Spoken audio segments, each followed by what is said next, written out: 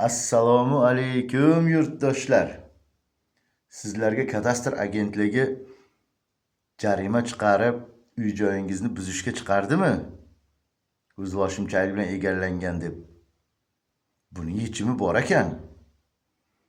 Prezidentimiz xalqni o'ylab 2018-yil 1-mayga qadar qurilgan uy-joylarga bir martalik amnistiya e'lon qildilar.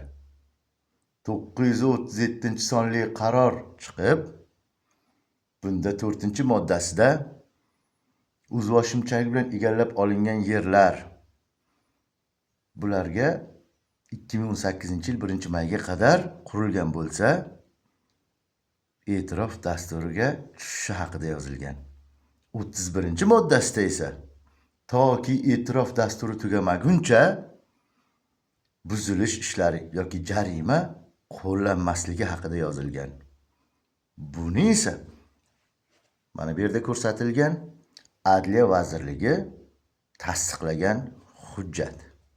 Menda esa 2017-yilda qurilganligi haqida yagona darajada davlat xizmatlaridan berilgan hujjat va kadastrim va undan tashqari hozirga qadar barcha soliqlar to'langanligi haqida soliqdan ma'lumotnoma. Endi esa adolat istab sudga murojaat qildim.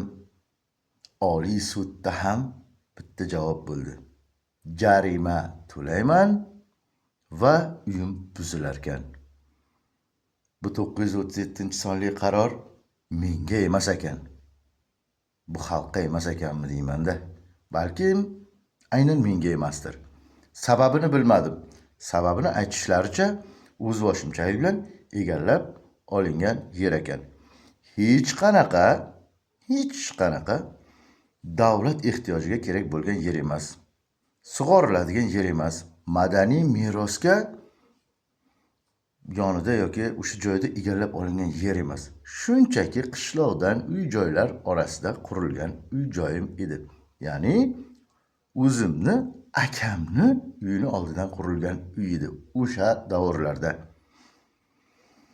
Ana endi sud buzilishni va jarimamni to'lashni aytayapti. Endi men dodimni kimga aytay? Qonunlarimiz xalq uchun, lekin men uchun emas. Bu yerda 5 ta farzandim bor. Xotinim bilan onasinikiga jo'natib qo'yib, onamni akamnikiga qo'yib, uyni qo'shilib buzishim kerak ekan. Jarimani to'lashim kerak ekan. Mayli, nima ham dermiz. Boshqa hech qanaqa yo'lim qolmadi. Shunchaki yurtdoshlar, adolat istab hamma joyga bordim. Men ko'rmadim adolatni. Qarorlar, chiqarilgan qonunlar xalq uchun emas. Bilmadim nima uchun. Menda bo'lmadi, menda ishlamadi. Qonun menda ishlamadi. Men jarima va uyim buzilyapti.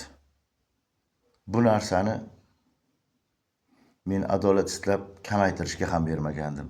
Chunki qonunda yozilgan deb o'ylagandim. Ko'rsatdim, isbotladim, baribir foydasi yo'q. Bir narsani tushunib yetdim. Haqiqat egilarkan, bukilarkan, baribir sinarkan. Poddershka qilingizlar. Tarqatilsin shu video, ko'rsin hamma. Ertaga uzr so'rab chiqsam, to'g'ri tushunasizlar meni.